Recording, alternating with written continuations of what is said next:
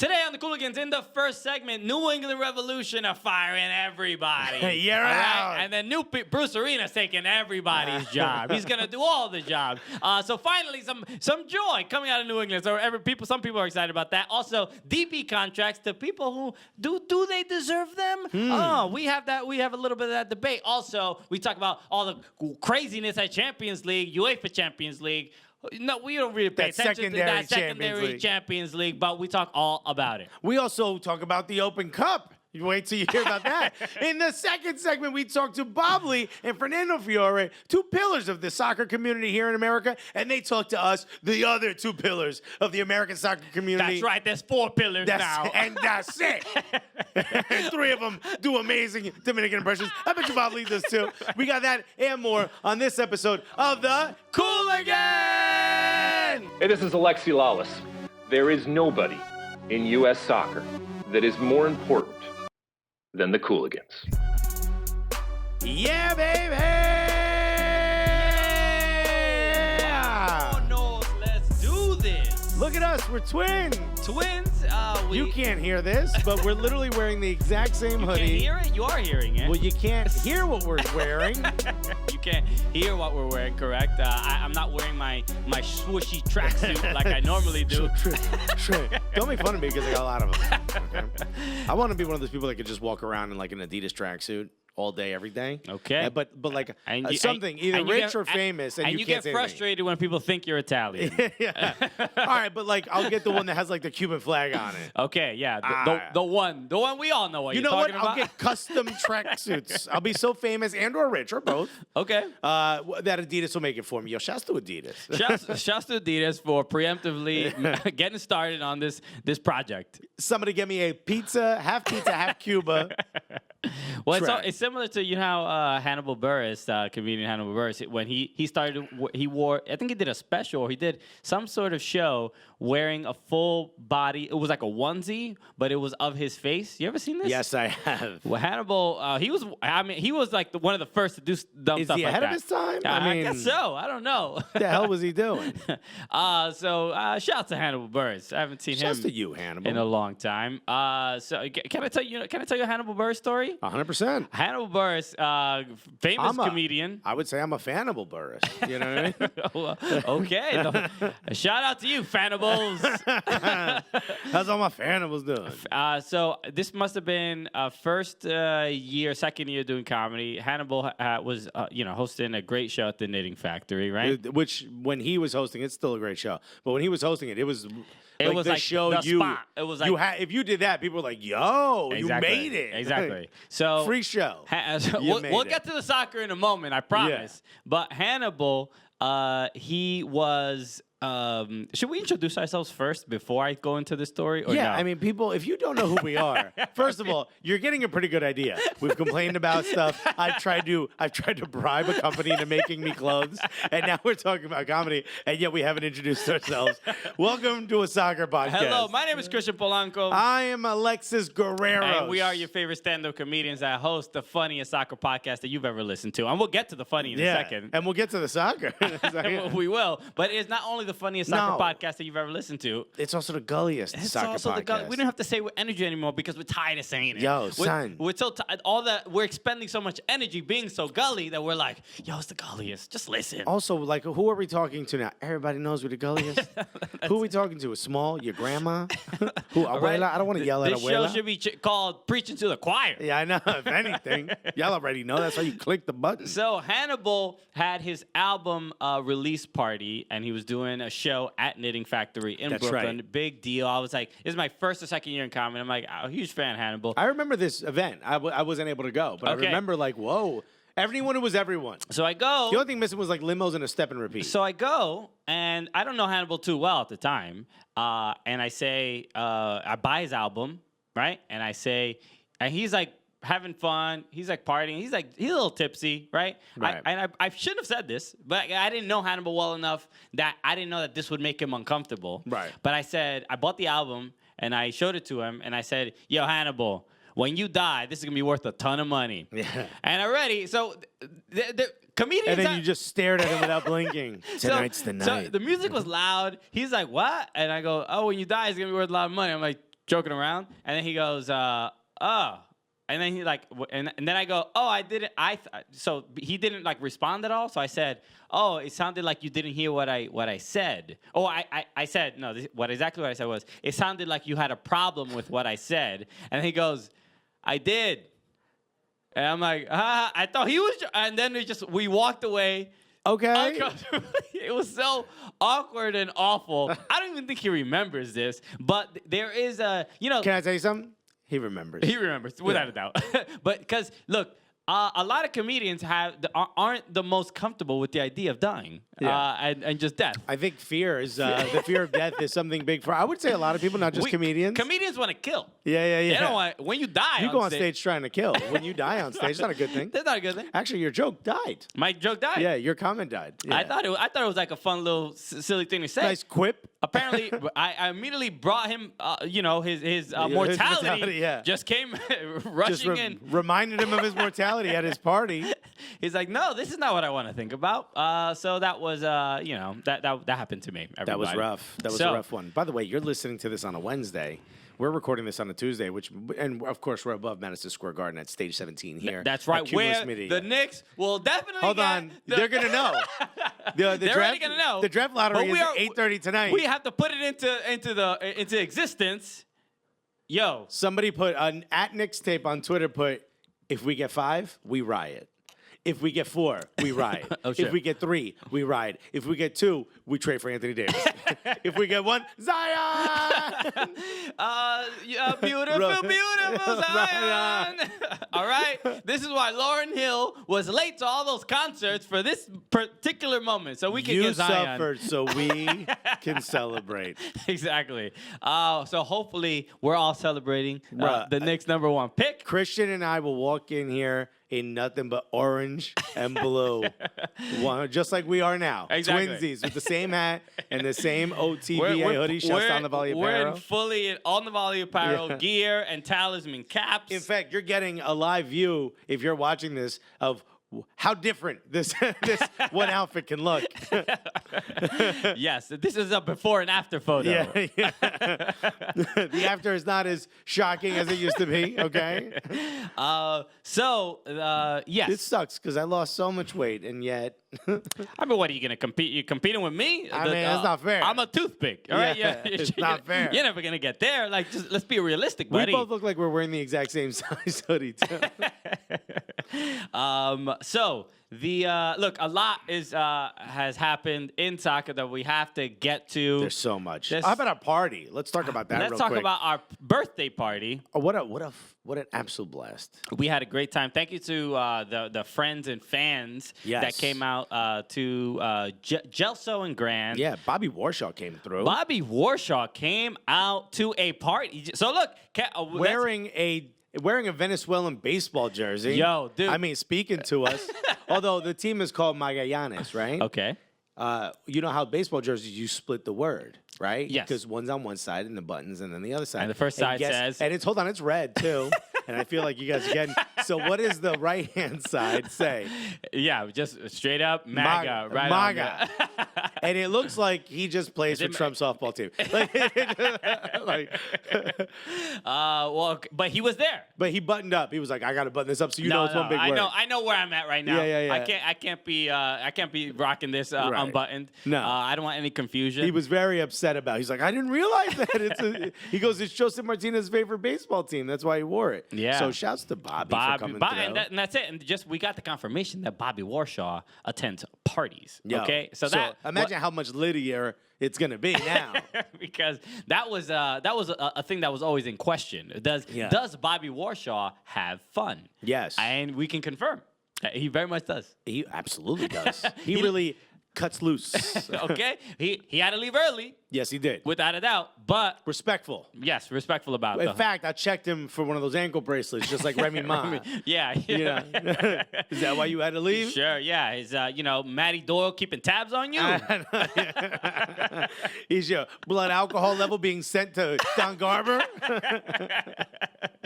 But thank you to everyone who came out. That was dope. So if you are in New York sometime around the time of our birthdays, you need to come through because it's always super fun. Guess what I got? I got a bunch of text messages from people saying, "Hey, what's the cover?" First of all, Okay, what kind of what are we first of all, savages? we have not charged for our birthdays, but if that's what you people think, then maybe we will. Okay. Okay, we will leave a bucket at the front door. Let's start that. We're going to have security. We're going to have IDs. We're going to have the little stamps that don't come off in 2 days. Okay, all right. Not enough women soccer players with you. You can't be coming in our party without enough women soccer players. You're going to have to buy bottles, okay, if you ain't got a bunch of, women soccer players with I think you might even get red carded at the door. Okay.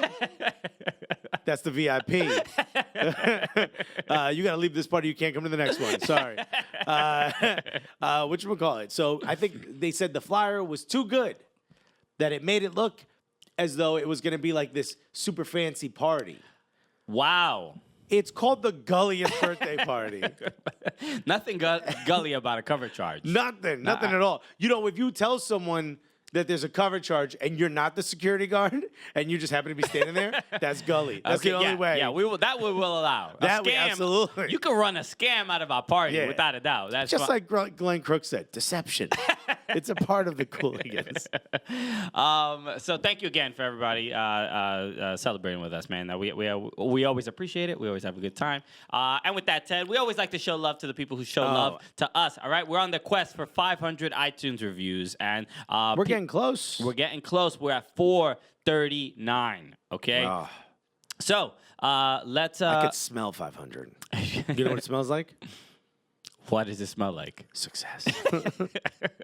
Okay, I'm glad the dramatic pause was well worth all of that. So let's read a review from a fellow New Yorker. All right. Okay, this is from Felix Palau. All right, so we know Felix from Third Rail Bronx. Yep. One of the homies, one of the nicest dudes ever. We met him and his wife, his Dominican wife, at a game not too long ago. He gave you the Third Rail Bronx bracelet. I know it, of course. Great dude. We all posed in our basic bitch pose. That's like our right. Instagram thought pose. Exactly. You know, and I mean, which is my normal pose. Yeah. I don't have another one. No, he lifts one leg, shows that ass a little bit. And he goes, nah, really. This is the subject. Says, nah, really. Shouts to us. And he goes, well, actually, it says shout out to us, which is a slightly off of what the moniker is. It shouts to us. It shouts to us. But also shout out to us. Shout out to us. Okay, it's not wrong. Yeah. I mean, speak quietly when you come near, but other than that, shout out to us, yo. And he goes, it says, friends, New Yorkers, honorary members of the Third Rail Bronx. Which is this already kind of sounds like the Gettysburg Address, right? Lend me your ears. Which is amazing because this dude is not as eloquent as Abraham Lincoln. No, maybe this was the first draft. To all of our members in the Bronx. There he goes. Friends, New Yorkers, honorary members of Third Rail Bronx. These dudes have one of the best podcasts out there. Definitely a must listen if your aim is to keep it gully.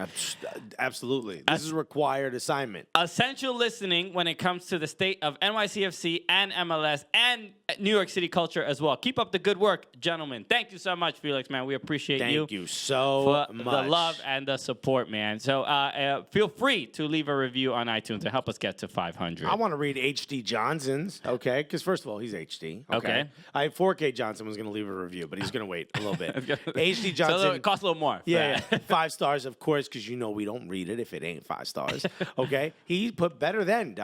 Ooh.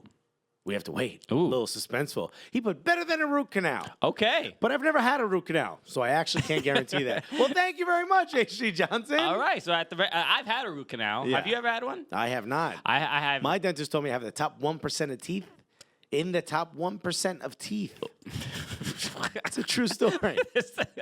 Really, there is no way to make sure that's accurate anyway. I feel like that's the guy you go to for that information. I did have one root canal, and I have to say that our podcast is slightly better than that root canal. Oh, okay. But you know what?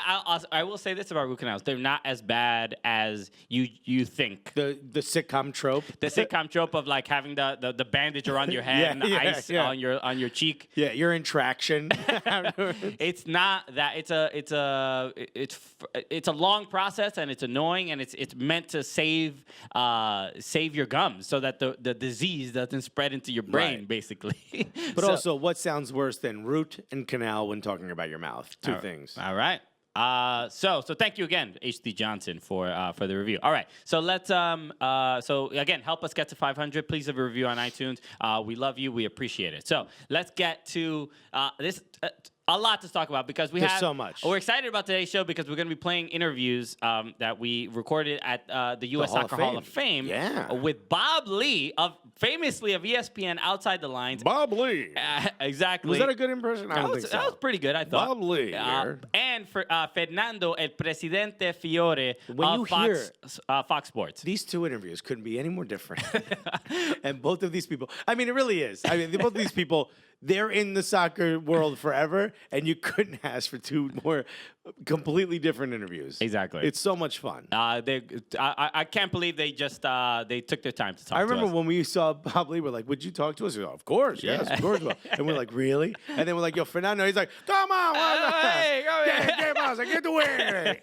So there's a lot of two different types of energy Yeah. on both interviews, but I think you'll find something to love about both of them. So I agree. So we should start the show really we have to discuss another firing and another hiring. Yeah. Right? We have last week Also, there was a double firing. a double firing. So which is weird because I'm gonna fire you and the man who found you. and it wasn't a double firing, but more of a staggered firing. Yes, which is it was. which is very strange. Busy week.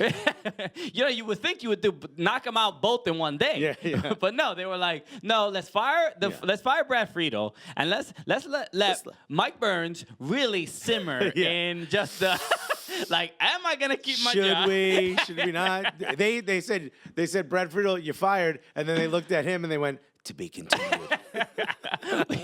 They gave him the I got my eyes on you right there.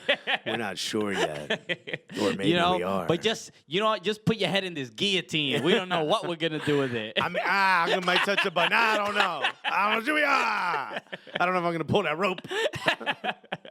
So, but we have to talk about the New England Revolution. Yeah. Because we were there. When we were there, everything was good. They were winning games. Didn't it just seem like everything was turning around? You They know? beat Minnesota United. Yes, the energy that the Cooligans brought. It was us plus the farts from our chili cook-off that I think that we were asked to be part of. Those two things combined are really quite a dynamic duo. I mean, when you put those together, us being there, disgusting chili farts. I don't know. From delicious chili. It was delicious. The farts were disgusting, not the chili. The chili were great. Chili was absolutely great. Exactly. We have to clarify. Yes, they're an incredible movement. Just the fact that the New England Revolution are making moves after just horrible a stretch of seasons. They're not sitting on their hands. They're not sitting on their hands. No. They're getting, okay. So Their hands are up. just like a wacky, wavy, inflatable Yeah. tube guy. One of those things in front of the used car lot. So they fired their GM recently. They Yes, they fired did. obviously Brad Friedel. Brad Friedel, gonzo. But today we hear Bruce Arena. No. Say that man's name correctly. Brooklyn Bruce Arena. He's back, baby. And guess Okay. what? He took both their jobs. Both of them. He's like, we don't need both of you. Yeah. All right? I want his job too. Then give me that guy's sandwich. Hey, Robert Kraft, I'm watching you, buddy. Yeah, come on. So, Where you going? You feeling stressed? Get back on. did you hear about the latest Robert Kraft news? No, tell me more. Hold on, let's play the Robert Kraft theme song. The judge in the case threw out the video evidence of him allegedly at this salon or whatever, or this bar. Really? So because of that, now the prosecutors don't have any real evidence that he committed a crime. Ooh. So they're trying to get it admitted back into evidence. So Robert Kraft might get off scot-free. Wow, gets off in the last minute every time. Always a happy ending for this man. I mean, you just Jesus. I mean, you know what? You could paint, 'Cause you remember- you could paint me shy. At the press conference when they were talking about the whole thing at the massage parlor thing, the cop was like, "Trust me." "Trust me, we got the video. We saw the movie. We got it's all. No, you can ask me until you see the video. It's not no allegedly. We Yeah. know we saw him and all this stuff. No. He held up his card to the camera. We know it's him. So, but with that said, that's still under investigation. Who knows what's gonna happen? Who knows? But the fact that they are making moves and Bruce Arena. All right, so this is a bit of a shock because I was not. Were you expecting this? No, I was thinking new era MLS. You know, they Exactly. go out and get some Argentinian dude. You know? sure, yeah, to keep up with the Joneses. Nah, son. Nah, they bring back. We promised you we're gonna get a new arena. You got one. Hey, that's it. I think we're done. All right, Revolution fans. There you go. I think we washed our hands of it. We got you in a new arena. A with soccer-specific arena, if you will. okay, with some real pedigree. Okay, but look, so it's a bit of a shock move, and the fact that look, he gets the sporting director job, and we don't know exactly why he's being paid. I feel like MLS coaches they don't really publicize how much the coaches make. No, like if it's big money though, it'll be reported. But there's no nothing way. is- There's no way to Bruce know. Arena takes this job. There's for no like, leaks. Without like. Unlike Robert Kraft when he gets back in his car, there's no leaks. But I'm saying Bruce Arena doesn't take this job without some real ass guap like on the table. Because He ain't moving to Boston without guap. He's in L.A. exactly, he was Yeah. chilling there. I'm gonna go to this awful weather. Fine, I'll go, but you got to pay me. You know? You know, just notoriously terrible fans, right? Yeah. Red Sox fans or Yeah, whatever. right. No, the Patriots. I mean, not the Patriots. The Revolution fans. Great. Great people.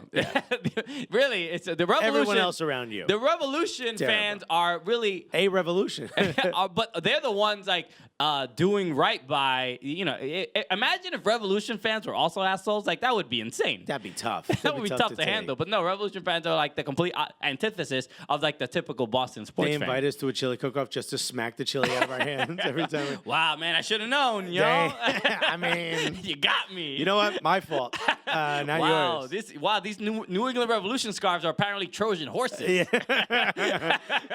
Midnight Riders more like under the cover of darkness. So, man, I'm excited.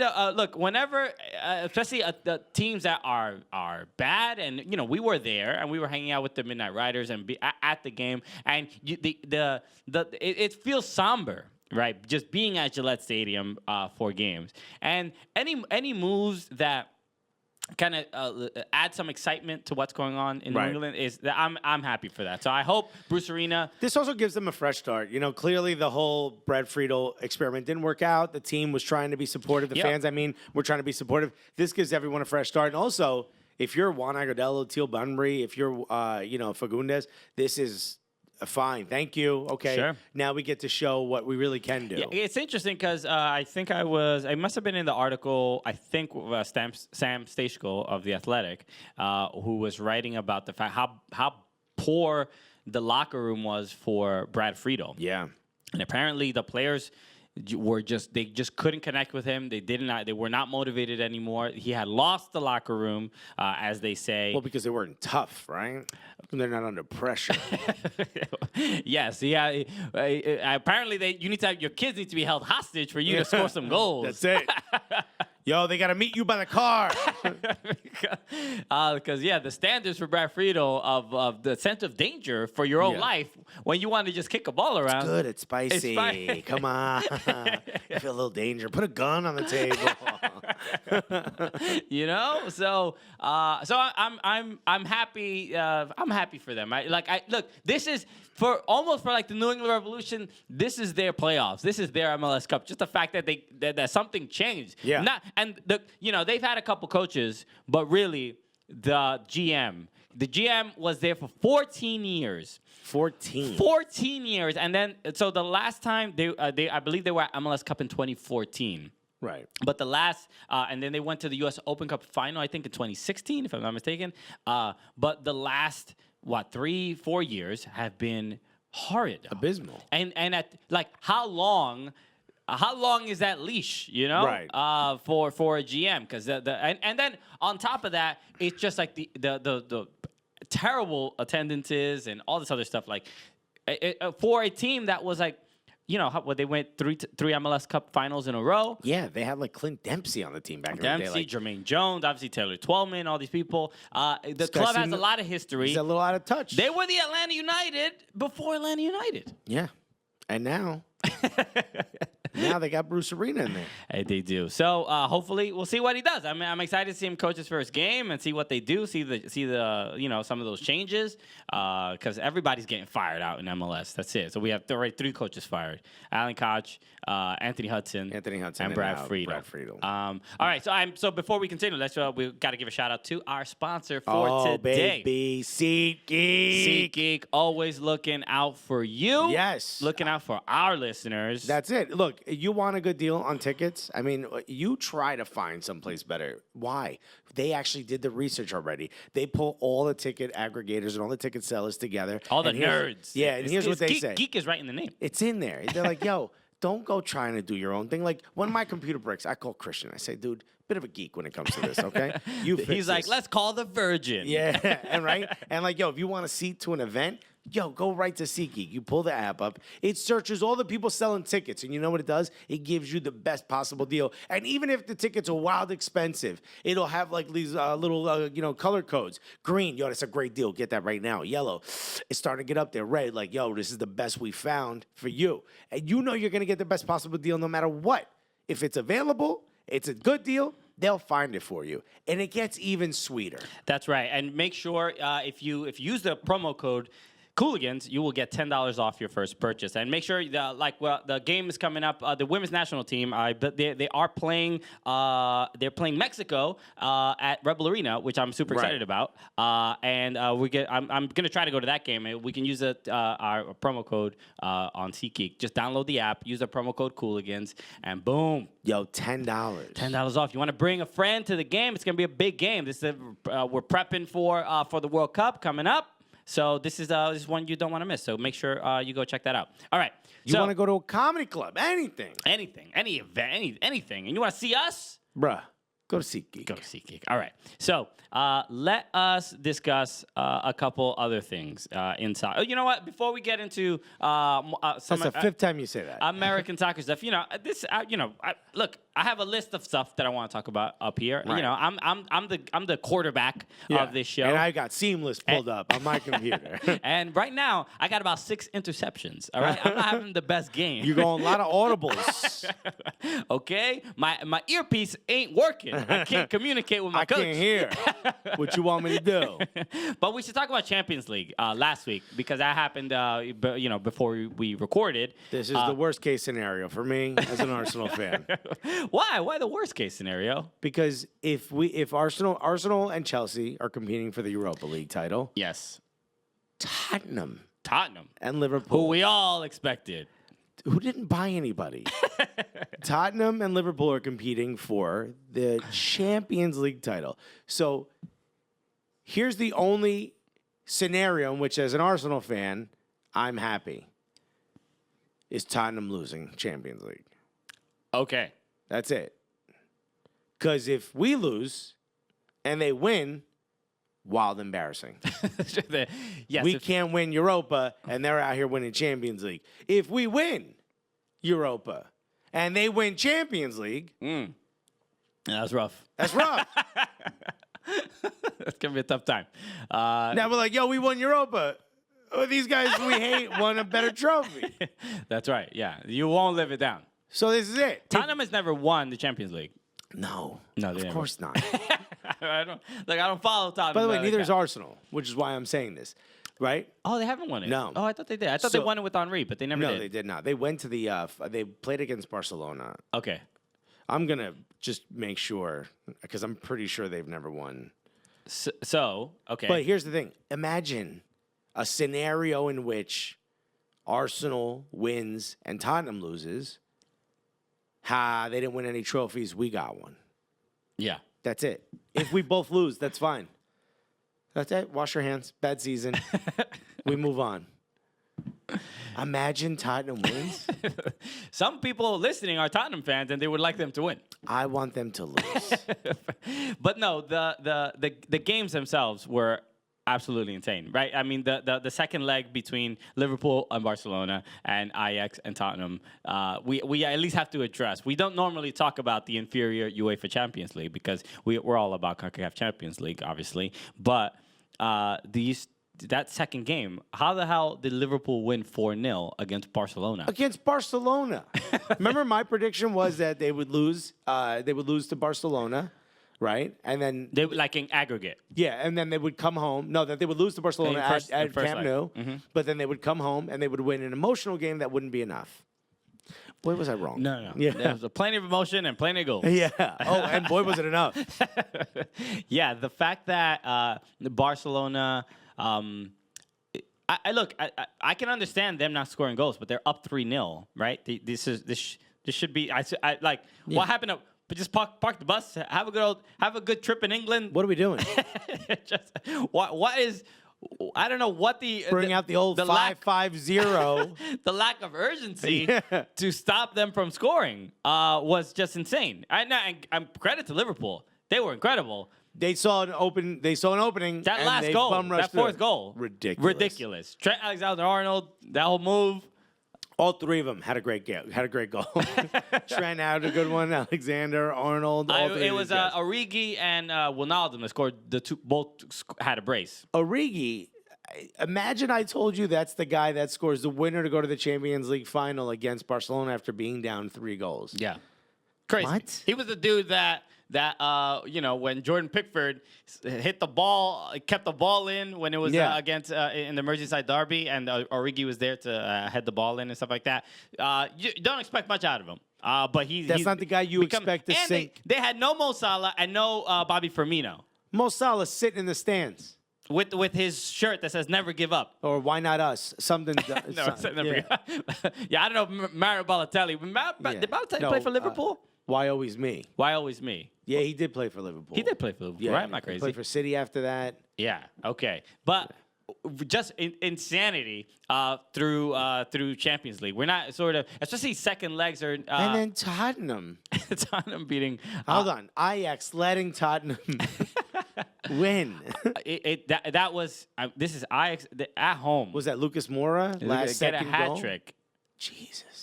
Just really, unbelievable. And Ajax was like really the Cinderella story. I thought they were going to win the whole thing. Yeah, it just absolutely incredible. They beat Juventus, they beat Real Madrid. Yeah. It took all the incredible teams that nobody would ever think that Ajax could get past and handle them. They were Arya Stark. That's right. But we don't know how that last episode's going to be. Okay, we're all on the edge of our seats.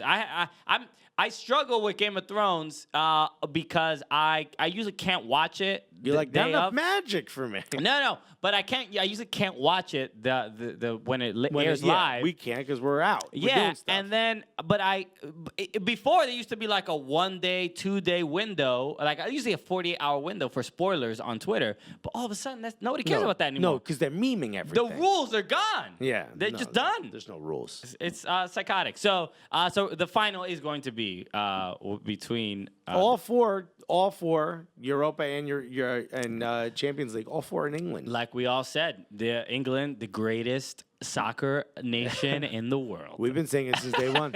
Since day one. It's called football. Yeah, how dare you say anything else? And shouts to Arsenal, shouts to Europa League doing their final in Baku. Yeah, which sounds means like Mkhitaryan can't go. it sounds like a planet in Star Wars, Yeah. Baku, right? So, which is he can't go. So, what they don't allow Armenians? Does they have an issue with Armenians? What's the? I have no. I thought he was Albanian.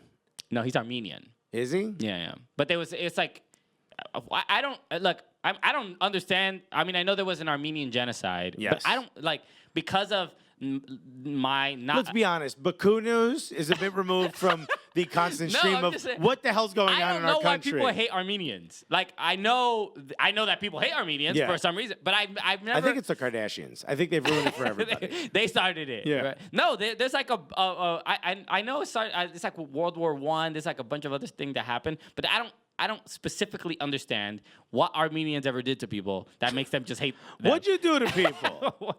Don't understand it whatsoever. Like American racism, I get because Yeah, it's we're here. We're We- here. we figured we it get the out, yeah. context, but. Please fill me in, or maybe send me a documentary of why people hate Armenians, because Yeah, I would please. like to know why. I don't want to hate them. I will denounce the documentary that hates the Armenians. Right. But I would love to understand why Henrik Mkhitaryan cannot go to a country to play soccer. Apparently, FIFA can't promise his safety, which is insane and strange. Why even make that comment? That you're like. What happens, happens. What happens? Look, I don't know. I mean, like, Look, we walk in, we turn our back. If anything happens, I'm just gonna go watch soccer. Yeah. All of a sudden, it's like a mob thing. Like it would be a shame if something were to happen to you if you show up. Also, we can beat Chelsea without Mkhitaryan, but we should be allowed to take out one of their players. yeah, you got any Armenian guys on your Yeah. team? It's just to spread rumors. N'Golo Kante is Armenian. Yeah, I'm pretty sure it's Armenian. Yeah, I don't You know. probably shouldn't go to Baku, You bro. might not go. You might want to go Baku home. Oh, ridiculous. Oh. So, yeah. So I'm actually, I think I'm excited. I'm pretty excited about the Europa League final. I think that's gonna be a really good game. I gonna think, be a good one. I mean, I think Liverpool is a much better team than Tottenham. So I sort of expect, even though as an Everton Please fan, stop talking. as an Everton fan, This is just going to play in my head as I'm It's watching difficult. Tottenham win in the last second. it's difficult. Even with the last day of the Premier League, right? Man City won, and they were down to Brighton. Brighton was up 1-0, and it was just craziness at Anfield. They thought they I had believe it. they say scenes. They were. That's right. That's right. Scenes. But and did you hear of this? Apparently there was a prank. So Liverpool was playing against Wolves, and Wolves fans started occasionally celebrating, so that they could like trick Liverpool fans into thinking that Brighton had scored again in their game. So they would be this like uproar, and you would never really understand where it was almost distracting to the Liverpool players, because then all of a sudden they think like, oh, we're winning, we're gonna win the league and stuff like that. So apparently this was a real prank that the Wolves fans at Anfield were, fake celebrating. Daryl Grove is at the bottom of this. I know that. Wait, no, he's at the he's definitely the mastermind. Yeah, this is a very English prank. So, but it was an entertaining thing. But but Liverpool is a very good team. They've been look. They're an incredible team this year. What 2 points behind Man City. It's just Yeah. like it's Took them to the brink. exactly. And And I'm an Arsenal fan. We're in 5th place. I hope Liverpool wins, because then that means that Arsenal gets into Champions League, right? Because Liverpool finished 2nd. no, well, if Arsenal win Champions Europa. League, you win Europa, then you're in they're in Champions Champions League. But if they lose and Liverpool does, So wait, if Arsenal wins and Liverpool wins, then it goes back. Now it's now another it's spot. Manchester United. Yeah. So it'll be Manchester United gets would in. get into Champions League. Yeah. I don't want that to happen. Just a whole bunch of Yeah. different scenarios that make Alexis unhappy. Yeah. But it is going to be entertaining, and the reason we're talking about this is because we have a huge announcement to make. So June 1st, the Champions League final is happening. That is when it's going to happen. And We should do something. what do you mean we should do something? We should do something that day. Oh, we should do so. Yeah, I feel like we should kind of have a fun little time with it. Yeah. But we are going to do something. That's right, we are. That's what I'm trying to lead you to it. So the Cooligans will be hosting a Champions League final at the Bohemian Beer Garden In Queens. in Astoria. This is going to be so dope. So if you've never been there, this place is huge. Yes. Big backyard. Please Great- don't rain that day. Yeah, I hope that's the only thing we hope. Please. So Great place. Like a lot of comedians will celebrate birthdays and stuff there. There's all these big picnic baskets outside. Great food, great drinks. Yeah. You come out, you hang out. They got a huge projector there to watch the game. Yeah, dude. Come through. Come through. So it is a free event. It's open to the public. You just have to RSVP. We're gonna get you all that information. We're gonna email you all those things. Tim said, and there's beer. There is beer for sure. Okay, yeah. A beer garden should have beer. It'd be weird if it didn't, right? Yeah. It's a beer garden. It's also a BYO, so you got to bring your own garden, too. It's a beer garden, but we only serve gin. Sir, is this just your driveway? So that's June 1st, the Champions League final. We're gonna be there pretty much a bit before the game, a little bit after, throughout the whole thing. Come we're gonna hang be out. hosting. We're gonna be telling jokes, having a good time, just making people laugh, making them enjoy the Champions League final a little bit more. So And we'll be there from 2 o'clock on. So just come chill with us. come through. So that's going to be dope. So that's, again, the Bohemian Beer Garden in Astoria in Queens. 2919 24th Ave, Astoria, New York. Come on. Exactly. So come through. So that's going to be super exciting. So so we're excited about that. And so we're excited about a couple other things. Wait, also, this Saturday. What's it? Oh, yeah. This Saturday, I got some pretty dope news. Your boy is going to be on the HQ app. That's right. Congrats, Thank Alexis. you. Alexis is gonna. Shouts to me. Shouts to Alexis. Yeah. Alexis is gonna be on the HQ app, and I'm sure a lot of people listening to this probably go on trivia and play the game. Play Please on do. HQ. So Saturday at 8 8 p.m. So yeah, this is 8 p.m. Eastern. So I'm going to be hosting HQ Sports. If you download the HQ Trivia app, they've got a couple different games. They got HQ, the main trivia game. Our boy Matt Richards is the host of that. Yeah. Over on HQ Words, one of our good friends. I think you know Anna Roisman, right? I Do know you Anna Roisman. Yeah, she's the host of that. Her boyfriend Jared Hacker plays on Cooligans FC. Cooligans FC, but Cooligans all over this joint. That's it, bro. Yeah, and then HQ Sports, your boy, Alexis Guerrero. Get it. So I'm going to be live on that app. And by the way, if you don't have the app, it would mean a lot to me and us if you were to download it and you could just leave a couple dope comments. Let them know that you are excited about me being a host. I want to see a bunch of, this is the gulliest host on HQ. How about this? I might just call myself that. Honestly, I might just do it on the whole app. They shut the whole thing down. It ain't live no more. You know what? Now it's a takeover. Yeah, we need a 4-hour tape delay for Alexis. That's how many swear words he knows. Please stop eating the chopped cheese. We're live. So that's awesome. It's huge for Alexis, huge for the Cooligans. Go on the HQ Sports, go on the HQ app and in the sports section. Set that alert. As soon as you log in, it tells you to set the alert for HQ Sports. This Saturday at 8 p.m., your boy is on there. Say something nice. Make me feel welcome. Let them know that I need to be there and getting paid. Please. That's it. All right. Make sure wifey doesn't divorce me. This is all on you. You don't want to save Alexis's marriage? Wow. Why you being a thought for? All right. So congrats and make sure you download the app and support Alexis. So. All right, so let's get into a couple other things going on in the American soccer sphere. There's gonna be so many things happening. Let's talk about Jesse Zardes real quick. Jesse Zardes getting paid. The most. No one saw this level up coming. Nobody. This was a little bit of a surprise, but I'm not gonna say. He's a DP now. It's a DP, not well earned. Really? I would totally agree.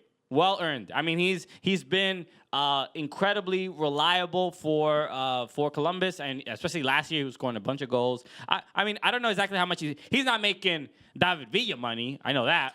No, he's not. They bumped him up. They probably bumped him up so they could pay him down with TAM. No, I don't think they would make this announcement if they were going to just pay him down. Why? No, you have to become a DP in order to get paid down with TAM. I understand that, but why make this big announcement like, we gave Jazzy Zardes his DP status, and now we're going to pay him down? No. You just use the TAM to buy it out of a DP contract. I understand that but he doesn't lose that money. No, he doesn't lose any money. So it doesn't matter. The announcement is still great. You're a DP now. It doesn't matter if they're on the spreadsheet. TAM is deducting from it. Yeah, but he's not. He would not be a DP. He would not be a DP if they deducted with TAM. He would not be a DP. That is true. So there's I'm just saying, why write the article? That's all disrespectful. Because it's just like, here, buddy, you got promoted. We're gonna demote you. Yeah, you're gonna keep your money, but no, take off that pin, take off that label.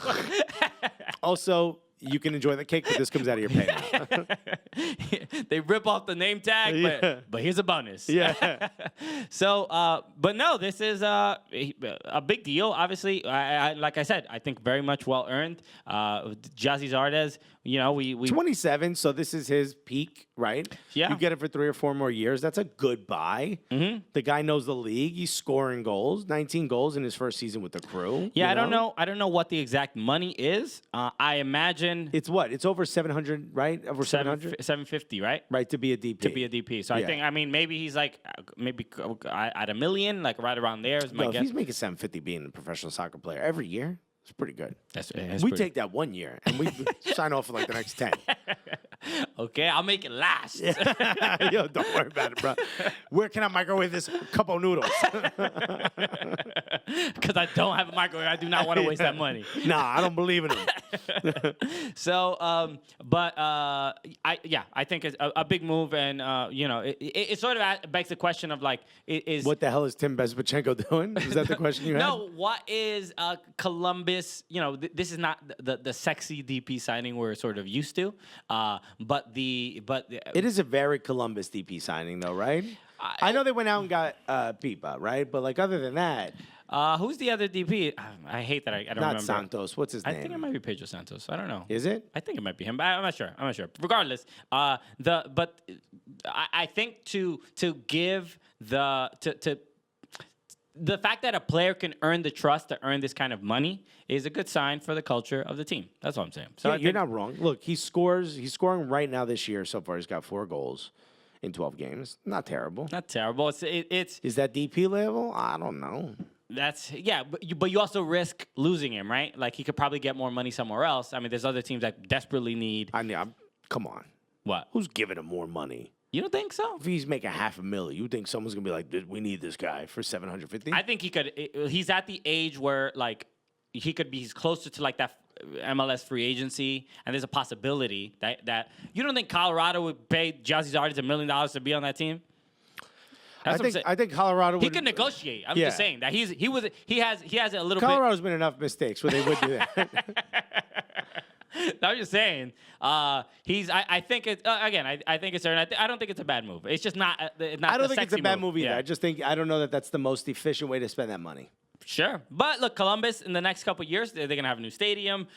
When they get that new stadium, that's when they're going to splash the cash. You think? I get another Argentine and Yeah, do something yeah. crazy, you know? Maybe nuts. Build an asado station in that new stadium. So I think this is to, you know, right the ship. And Columbus, they're having a tough couple stretch of games. But, you know, I think this is just a move to steady everything and whatever. So let's talk about the next thing. This was in The Athletic, article from Paul Tenorio, our Just one of the homie, best. one of the best human beings. Really is one of the best. We got to have him on the show again. Yeah, It's been so long. Been too long. So, so we were talking about the rumors about Chicago Fire leaving Bridgeview, and everyone's like, "Oh, it's not set in stone." Well, it is now. well, it is now. So it's official. Chicago Fire will be leaving. They will be playing their games at Soldier Field, and now we sort of know the details of what's going to be happening because we knew that they were in a lease that might as well been shackles. Yeah, They were yeah, just- basically. They couldn't play games outside of that stadium. That was the issue. Yes, It's not even like even if you just keep paying the rent here, you can go elsewhere. They were not even allowed to do that. Yeah, so they've amended their lease to allow them to play elsewhere, and I think they have to pay the city of Bridgeview $64 million? something along those lines. 60+ million, but also it gives Bridgeview the actual village of Bridgeview, the town. It gives them control over concerts and stuff at that stadium. Okay, So they've pretty much given up all control, but I guess they're still paying. well they have to, right? They're in. It's like trying to get out of a cell phone contract. You ain't leaving. Nah. It's like a lease. Like you could give us the car, but you're gonna keep paying for it. I don't care. Honestly, I don't care what you do with it, but I just know I need to know that that money's gonna be in my bank account. Can I tell you something that has nothing to do with Chicago Fire or What? soccer? I drove somebody to a show, right? Yeah. I drove 3 people. I was supposed to drive 3 people. So the one person who's not even a comedian, they were a videographer. Mm-hmm. They invited a guest without telling me into my car, Okay. right? And here's what the two of them started doing. They started mixing drinks In open cups. okay, were you Not a U.S. Open cup, just an open plastic cup Were in you- a car. were you driving around college freshmen? What was These were adults, older than me.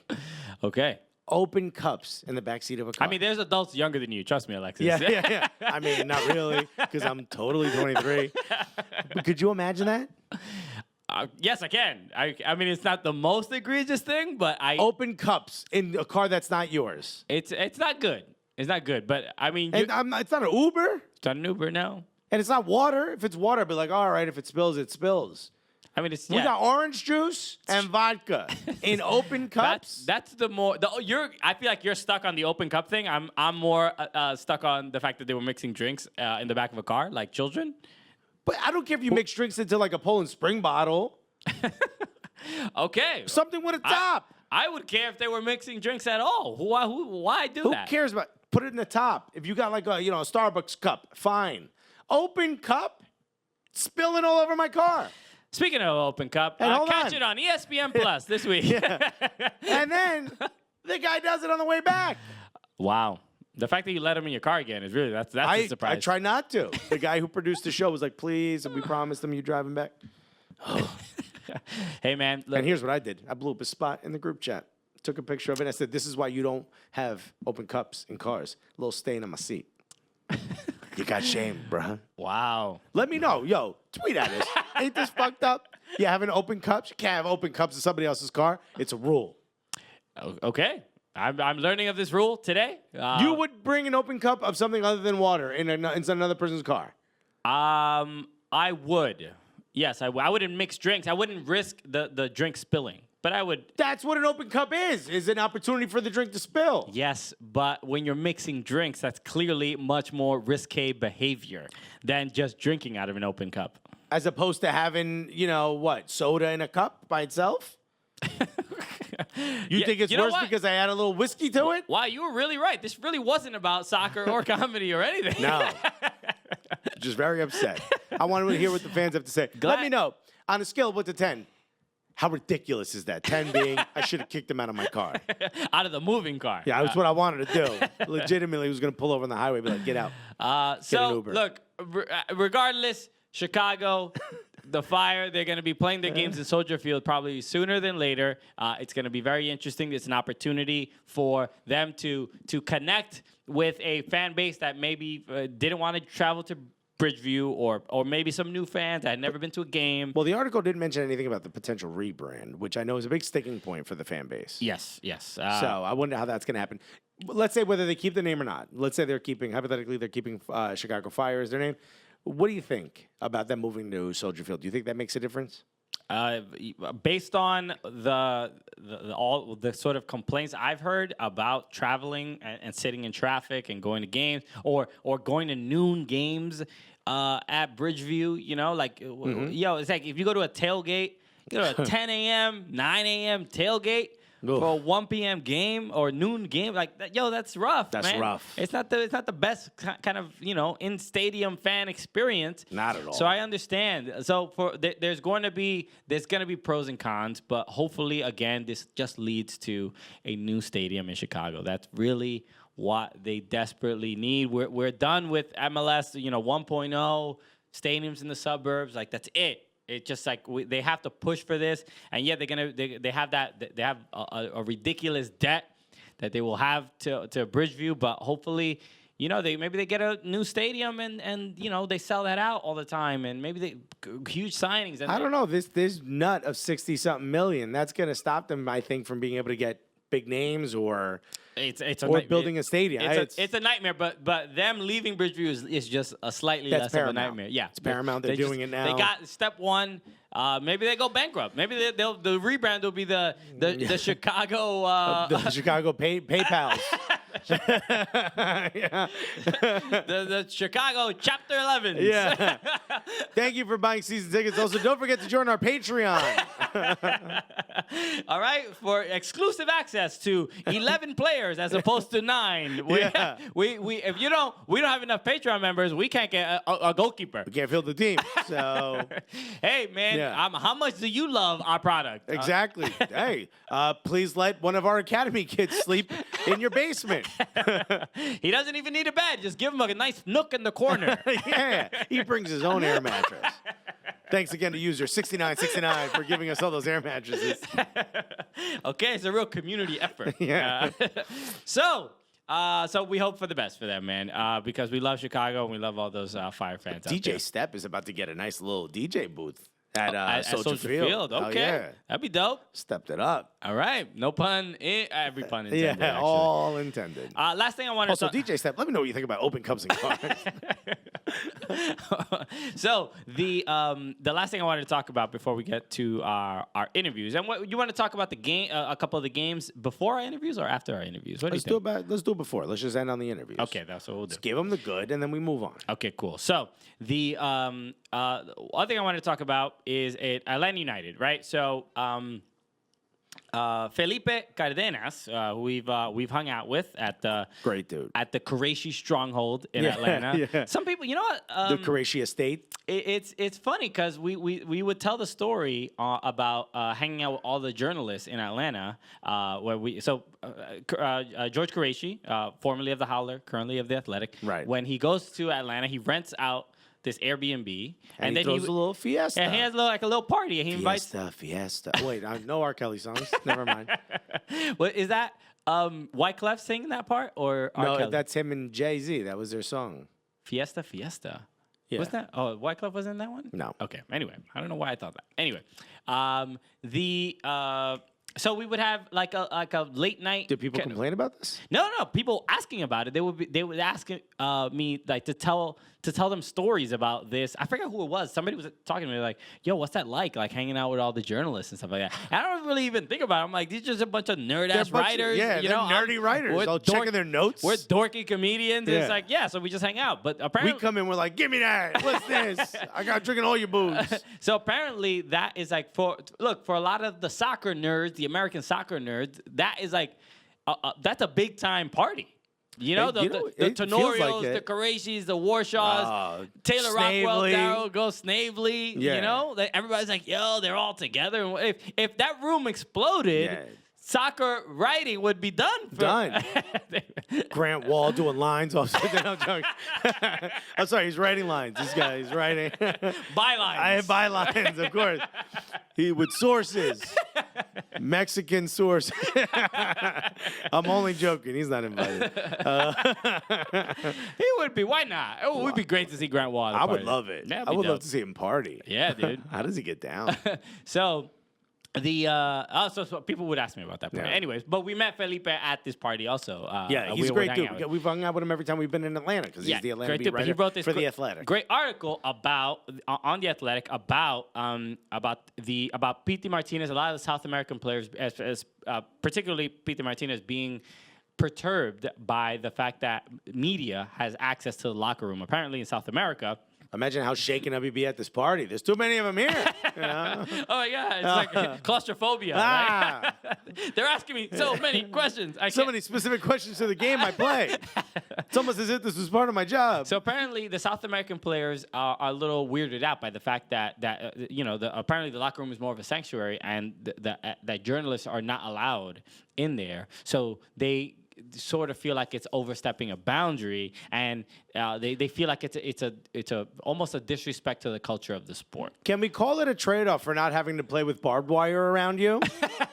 Huh? Can we call it a trade-off for not having, SWAT teams surrounding you?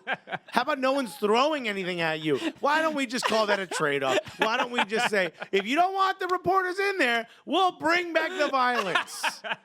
Sure, yeah. You take some, you Yeah. leave some. Yeah, that's. How about the fact that heads of supporters groups here are essentially computer nerds and not gang leaders? How about that? Yeah. It's Chill. Someone's asking you a question right after you shower. I think you can handle it, buddy.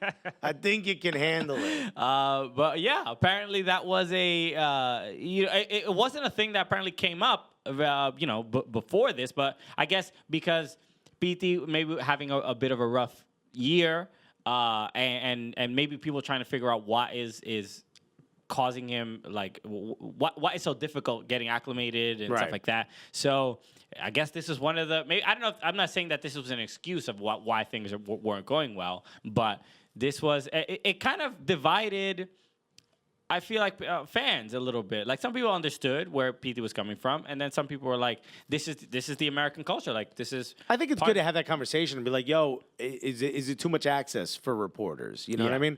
But also, like, not enough people are getting access to, quality writing when it comes to soccer. So if that means someone's got to put a microphone in your face while you're, putting on your deodorant, relax. Exactly, right? You'll be fine. Yeah. I'm sorry we didn't cover this when you were celebrating the fact that your check's actually going to come at the end of the month. Yeah, I think that's like the thing. Maybe look, not every player, but maybe the South American players they don't totally understand how little the sport means to people here. Do you know what I mean? Like the masses. As far as like the mainstream is concerned, yeah, like it's really, bro. You get to go to the mall, you get to go restaurants, and nobody bothers you. Yeah. A reporter asks you a couple, and they're not even asking you like really tough questions. Yeah, I mean, look, we were talking to. There's nowhere near the vitriol. If you heard our episode with Miguel Ibarra from Minnesota United, he was talking about playing at León and being in Mexico, and he stepped away from the hotel to walk. He was like, oh, I'm gonna just go to the deli or something and walk 2 blocks, and he got mobbed by people, and his superiors were like, yo, why'd you go outside? You can't be just outside. No, it's insane. So there is that. You're not a human being anymore. You're a commodity now. You're not allowed to go outside. Yeah, and I think that is a little bit lost on maybe some of the foreign players. Like that, they're not just here to play soccer. They're here to make the sport more relevant. Yeah. And there's a bigger job. You're getting DP money not just to play well, but to help push that needle forward. Yeah. And so this sanctity of the locker room. Sorry, we're gonna have to give that back a little bit. Okay, but check this out. Your kids can go to school without guns. All right, and just accept that all the journalists have seen your penis. All right, they've seen it. They know what it looks like. It's the first thing I looked for when I went in the locker room. You need to thank them for not writing in detail about it. Yeah. All right. So, I'll never forget when we were in the locker room with Kale. The lady said we were waiting to go in the locker room. Yes. Kale was our videographer and photographer for the event. Kale Parker, shouts to Kale. Kale Parker, shouts to Kale. I hope you're enjoying Seattle. We got to go out and hang out with her in Seattle. Let's go do an event in Seattle. So some lady was like, if I were you, I'd be careful because when I was young or whatever, when I started, they didn't allow women in the locker room. Oh, that's right. I remember and she was bringing her 12-year-old male child into the locker room. And I was like, think times have changed, lady. Also, worry about your kid. Yes, yeah. Look, and we all saw Don. We all saw Don. We looked for it. We're just never gonna get press credentials ever again. You're worried about the wrong person. I was looking straight at Tim Howard, like, my man. You put your leg up while you're drying. It's your fault, Miss Robinson. Look, it's whatever. Look, we try. We're at least sincere about the fact that we are comics. Yes. And when we go to locker, we've only been to locker rooms at like all-star games, like really games that didn't really matter totally. Right. I mean, except we went in Atlanta, and we can't really be in a scrum. We're not journalists. We have we don't ask the questions. We don't ask these questions.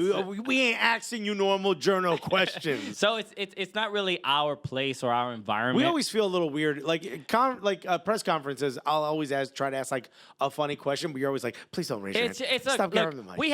We have some respect for journalists and their job, and that is their 100%. Space. But when you step into our arena, get ready for some chuckles. A lot of bits happening over here. Okay? Because we're going to be trying out jokes on you. Yeah. Oh, hell yeah. That's why I enjoyed our show from the World Cup Comedy Tour, our last show in Atlanta, because we had so many journalists and stuff with us on stage, and they had to be in our world. Yeah. Now you get to see what it's like when we're at a conference. Yeah, we can watch you fail now. Yeah, we can watch you say something dumb.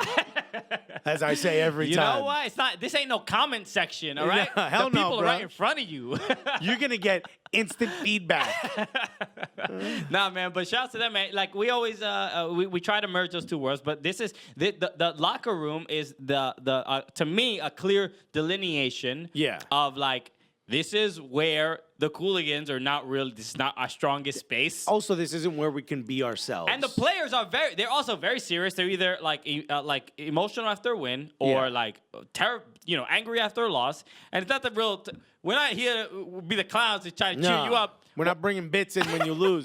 Like, remember Graham Zusi was like, we're like, hey, man, quit. He's like, sorry, man, I got to catch a plane. We're like, oh, yeah, do your thing. Yeah. Like, normally we'd be like, come on. You know, like, we would, like, try to goad him into, like, maybe a question or two. And he just stood there with his bag for, like, the next 10 minutes. Oh, he's like, yeah, you got a game in 48 hours. Yeah, maybe you do got to go. Yeah, so we try not to bother people. We try not to, get in people's faces. Exactly. You know, Michael Parkhurst we made laugh a little bit. Yeah, but again, the All-Star game is a different environment. Different environment. We could have a little bit of fun, but look, a regular season game, nah, man. Everybody's there to work. It's a very professional environment, so we try not to get too ridiculous. We try so hard in those settings, even though it's very challenging for us because we want to be silly. Well, shouts to Pete Martinez for his first goal. Getting his first goal. So let's talk. They asked him about the pressure. Did you hear what he said? What did he say? The pressure did you feel pressure? Sort of trying to score, and he goes, "I played for one of the biggest clubs in the world. This is no pressure at all." Yeah, right? A little shade. A little shade. A little bit. Okay. Well, I mean, also. People weren't happy with you because you were not playing well. So I don't know. So maybe that's not the tone you take? Pressure. Okay. I know, I know there's no barbed wire and people with guns everywhere. But, He's like, it's chill. I can walk wherever I want. No pressure at all. But look, there is... He's like, what's going to happen? Relegation? Come on now. There is a bit of a standard with Atlanta United fans, and they do want... they want to do well. They want a nice, decent product out there. Yeah, they rode hard for their team, too, which was dope. And the goal that he did score was great. And it was in a derby, right, against Orlando. Well, not a derby. A rivalry, because they're not in the same city. Oh, that's right. So they, but the goal was incredible. It was an incredible goal. It long overdue because he was getting those great chances that were super close. He was hitting the bar all the time. We're starting to see the FDB system come through. We're starting to see it pay dividends. Yeah. Julian Gressel's goal got overturned, but it looked pretty good. Like that movement looked great. You know what? I think Julian Gressel is I want to say fulcrum of the team, man. I'm going to say, Julian Gressel, I never thought I'd say this respectfully, should be making Zardes money. Yeah, that's so 100%. Somebody. I think it was Rob Usri or Usri. I don't know how to say. I've never heard him say his last name. I don't know. I've never met the man. But he I think he writes for Dirty South Soccer.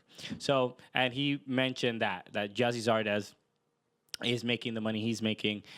Meanwhile, Julian Gressel is clearly producing a ton more as a midfielder or a winger or whatever. He's.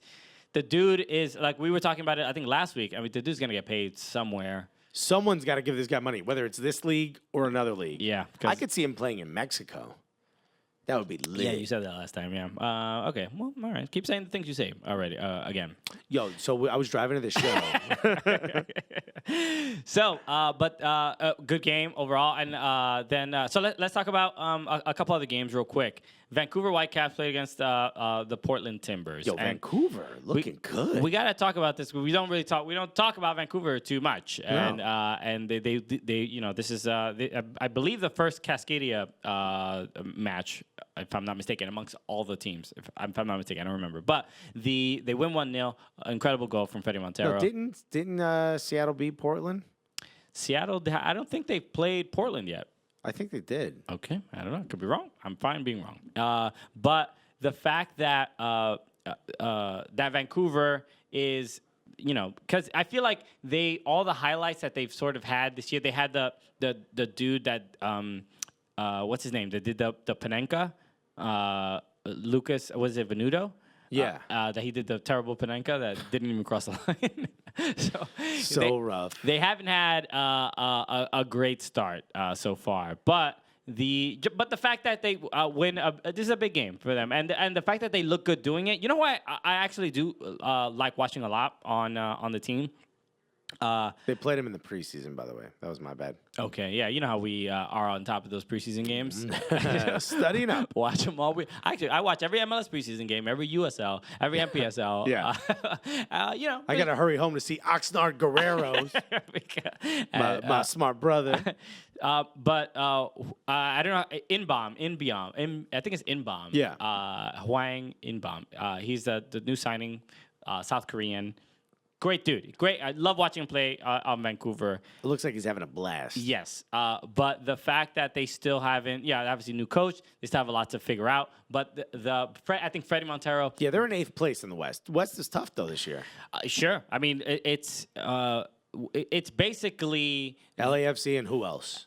pretty much. Yeah. I mean, Seattle also, I think maybe they can catch up, but it feels like LAFC is going to run away with the supporter shield. But even with Seattle has been another team that has been so, honestly, they are, I don't know what's changed exactly. Maybe Ozzy Alonso leaving made the team a little bit more, I feel like, quicker on the ball, dynamic. I feel like Christian Roldan is at the best I've ever seen him. He's on one. Defensively, Can we say that? Yeah. He also looks like just, dude, rip it from anywhere you want. Exactly. The fact he's scoring those goals, awesome. Which is you don't even really expect that from him. Right. But the fact that he is just the chemistry on the team is incredible. They are playing. You know what they look like? They honestly look like NYCFC a little bit as far as like just being on the ball.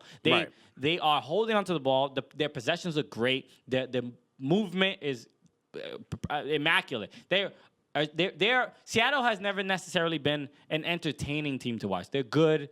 They're fun. They have a lot of fun. Schmetzer ball isn't the most fun. Yeah, but now it's feeling a little bit different where there's a lot of connection in the midfield. Right. Where I feel like we were more used to seeing it.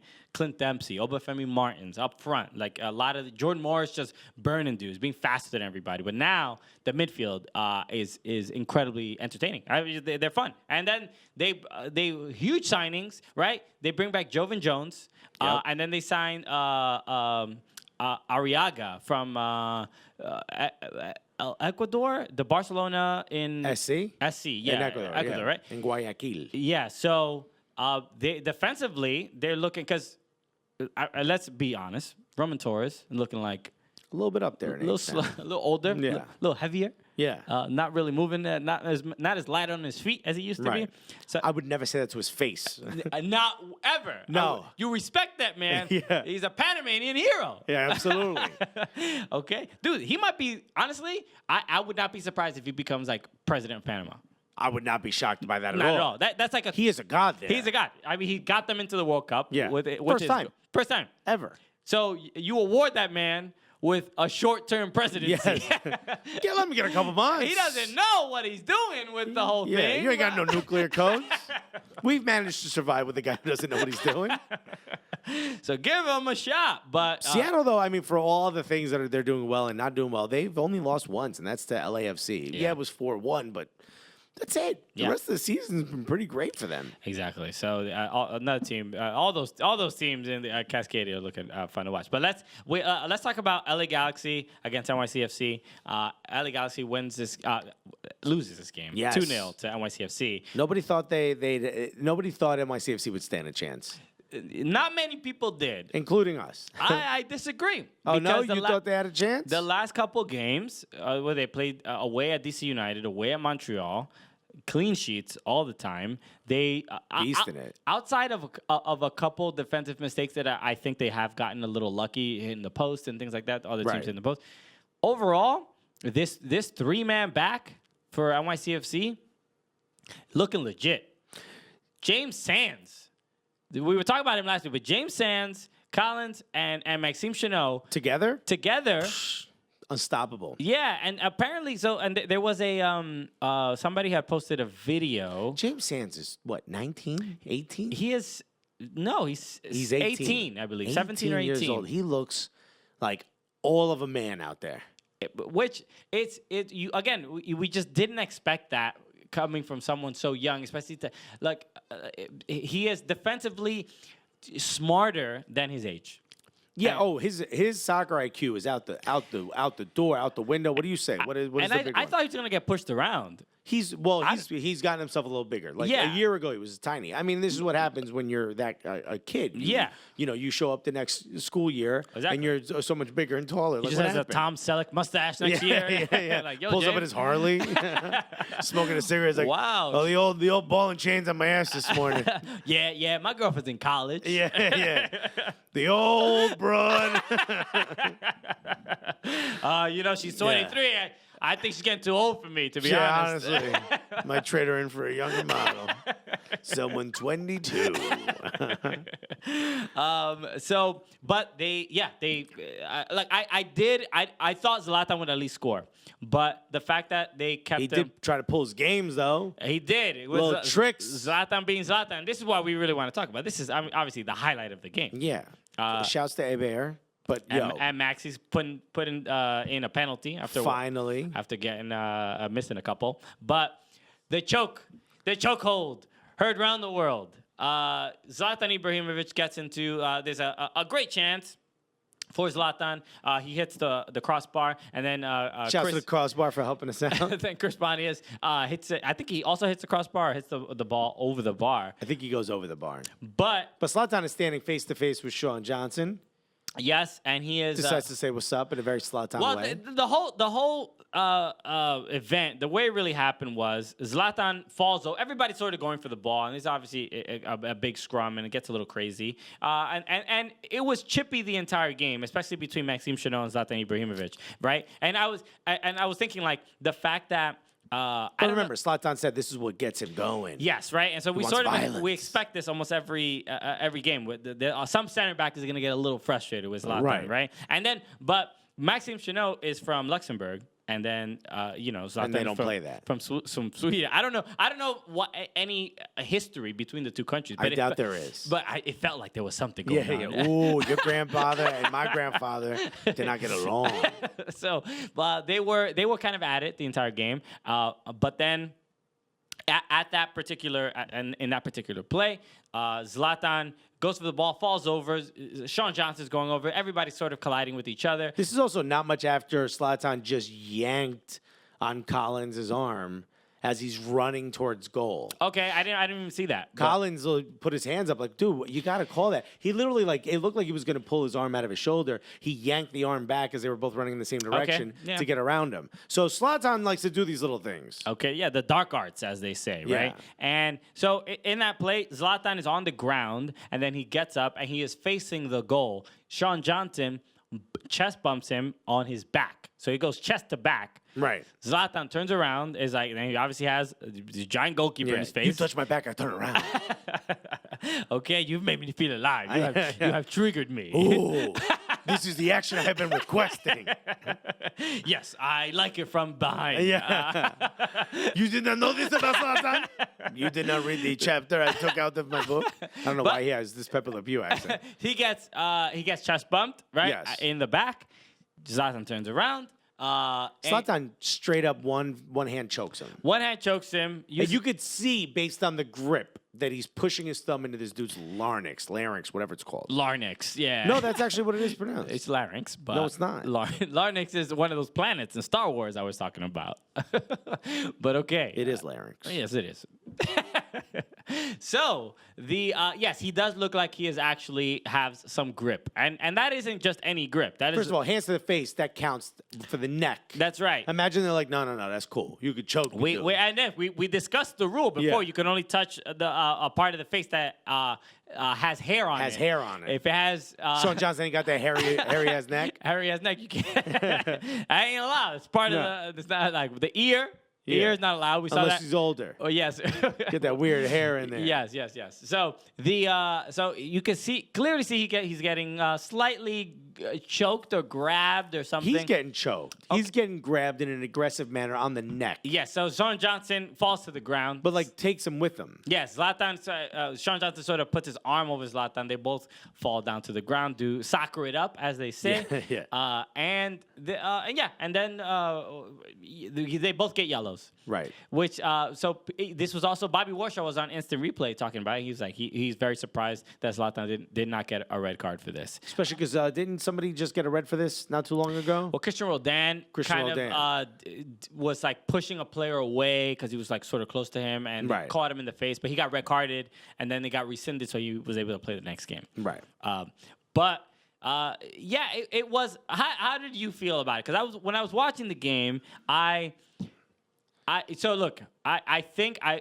surprised that Zlatan did not get a red card, but I understand why he did not, because it was instigated by the fact that Sean Johnson did chest bump him. Chest bump is a normal part of the game. You can't put your hand on somebody's neck just because they bumped you. I agree. As much as I want to do it on the subway. I agree. But the moment you touch his neck, you're the one. I think that doesn't, unless he punches Zlatan in the face, he doesn't escalate it. He put his arm around him and bring him to the ground, because you want to choke somebody when they choke you. You know what I mean? It's natural. He didn't do it. I think it should have been Zlatan with a red card, Sean Johnson with a yellow card. Okay, yeah, I think that would have made sense to me. Yeah. But given the nature of like what started the fight per se, right? I understand why the ref is like, he's basically like, Sean, you started it. And so I understand why, but there should be a standard, and that's the frustrating part. That Zlatan does seem to get away with a lot of stuff, and a chokehold seems to be something that should be pretty clear that he should be red carded for. Touching a dude's neck like that on the field, you got to caress it. Yeah. You can't let those digits sink into the neck. Tim is saying he's watching the video in the production room, and he's saying, yeah, Johnson did chest him from the chest bump from the back, but that's a choke. You can't choke somebody and be like, but he bumped me. That's too much. You escalated it too far. Okay. Be like, that guy cut me off in traffic, so I burned his house down. So clearly we're both at fault here. Yeah, no, that's not how that works. Officer, I think we both get yellow cards here. Yeah, I mean, so I'll go on about my day. You guys are cool, right? Stinks over here like a burnt house. I'm not going to lie to you. Kind of ruining my day, to be honest. Yeah. I mean, I'm sure your day's pretty ruined. It's your house. Officer, do you think this burnt house will ruin my property value next door? Because it's really an eyesore. Yeah. Also, can we give him a citation for the smell? Is that possible? But again, I think in that scenario, I understood why it was just 2 yellows, even though it's probably not the fair. No, it's garbage. Because it's the difference. It wasn't as extreme as Zlatan getting his foot stepped on last year against Montreal, and then slapping the dude across the back of his head, literally he's a bad kid. You know what I mean? Like in the 80s, I got slapped my kid upside the head. Tuacata. Te voy a dar una tuacata. Tuacata. That's right. That's a legendary, just Latino. Yeah, that is. Everybody knows. In fact, if you're listening to this and you're Latino, PTSD. Because it's how Latinos tell stories. Yeah. So they could be saying like, oh, I was driving and then like a car bumped into me, fuakata, and then I was like, oh, why you hit me? You know what I mean? Yeah. That's how you tell stories. Everybody knows. Everybody knows exactly the how hard you were just hit by the fuakata. Fuakata is huge. That's a very big one. Fuakata. But even though NYCFC wins 2-0, looking good. Look, on the road. On the road. 3 straight road wins. Shutout on a road. Clean sheet on a road. Okay. I never leave clean sheets on the road. You know what I mean? Shit my pants. Yes, that's right. Thank you, A-Loft, Dallas. Sorry. Sorry, A-Loft. Oh, man. So that's it. No more games to talk about. Let's get to the interviews. Our interviews. Fernando Fiore, Bob Lee. Pair of interviews. So you guys are gonna love these. 2 for 1. Bob Lee. And by the way, who made this possible? Thank you so much to Gully Squad. That's Because right. if it wasn't for you, we wouldn't have been able to get out to Dallas. We wouldn't have been able to be a part of the Hall of Fame induction ceremony. We're in the Hall of Fame. We're in the Hall of Fame now. Look up there. Our names are there. Just look you hard. know who was there that day? What's his face? Brad Friedel. Brad Friedel was there. Remember, he tried to shame me for not running. Well, it looks like he's got a lot of time to run now. You got a lot of time to get on that treadmill, brother. So make sure if you want to help support the show and get some access to exclusive content, go to soccercooligans.com/Gully Squad. It would mean so much to us. You get to possibly join the super secret Facebook group that may or may not exist. We don't know. We're not telling you. We have no idea. Join and maybe you'll find out. That's it. We've been getting a lot of love. Even the community has become its own organic place where They're all having fun together. they don't even need us anymore. They don't need us. They are Gully Squad. We're just like, hey guys, can we comment every once in a while? No, you're done here. Yeah, we're good. You get Wednesdays. But we appreciate it and all the love and stuff like that and all the support. So honestly, there's a couple huge things already in the works that we're planning. I can't wait to see it. We're super excited about, and it's all because of the support we get from Gully Squad. So if you want to join Gully Squad, go to soccercooligans.com/Gully Squad, or just go to soccercooligans.com, click on Gully Squad. If you joined, they would mean the world to us, and every little bit helps. Thank you so much. All right. So our interviews. So we're going to be playing BABAY first, and then immediately we're going to go into Fernando Fiore. So these both happened at the U.S. Soccer Hall of Fame. There is some background noise because we were in. Put up with us. But it's not. I don't think it's too distracting. I think it's the interviews are still fun, interesting, and funny. So yeah, we're going to have BABAY first, and then Fernando Fiore, and then we'll be right back after these pair of interviews. Hey, thank you so much for listening to the Cooligans. We just have a word from our hat. Our hat that we are currently wearing right now. That's right. We both got it on right now. And this hat reminds me every time I see someone wearing it, I think, oh yeah, I should stay Gully, shouldn't I? Oh yeah, thanks for reminding me, sir or ma'am. Yeah, yeah. Person wearing hat. Yes.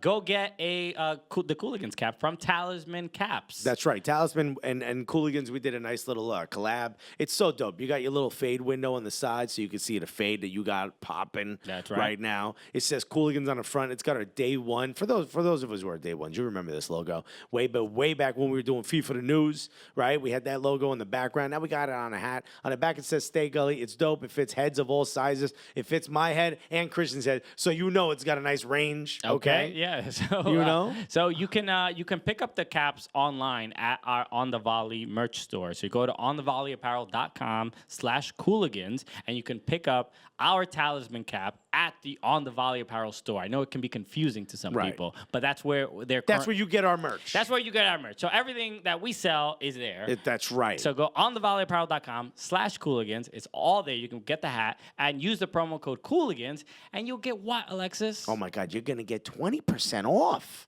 Off your entire order. No, just our stuff. No, Alexis, no.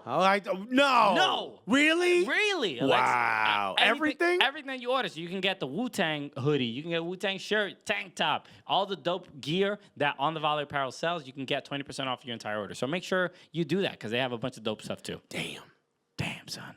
Hey, what's up, everybody? Welcome to the Cooligans.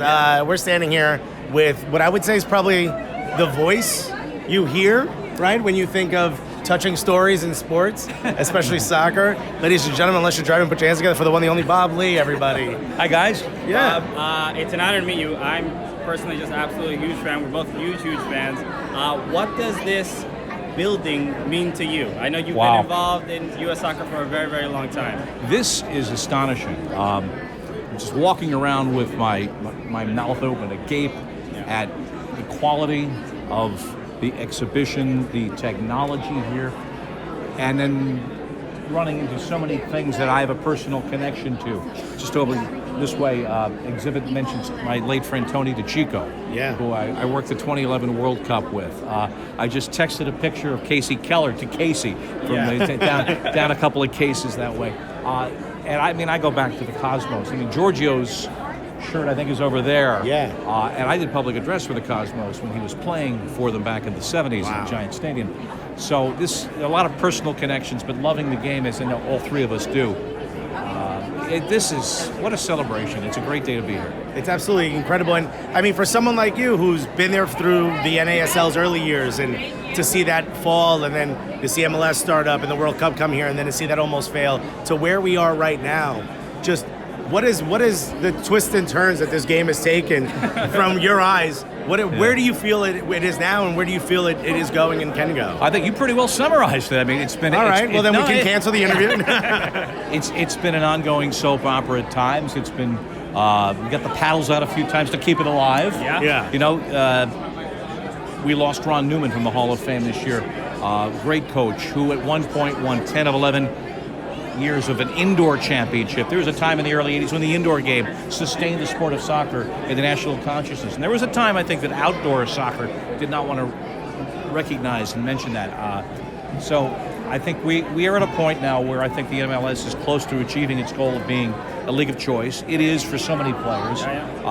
We're seeing players come here at not such advanced points in their career. We're seeing tremendous local support. We're seeing it in a diverse community, which is 21st century America. And you look at the people we put on the field in 2014 when the matches mattered in Brazil. The last World Cup, unfortunately, we were in, but they were MLS players. So it has come together. It's not a straight road. Nothing in life normally is. And but we're at a better altitude than we've ever been.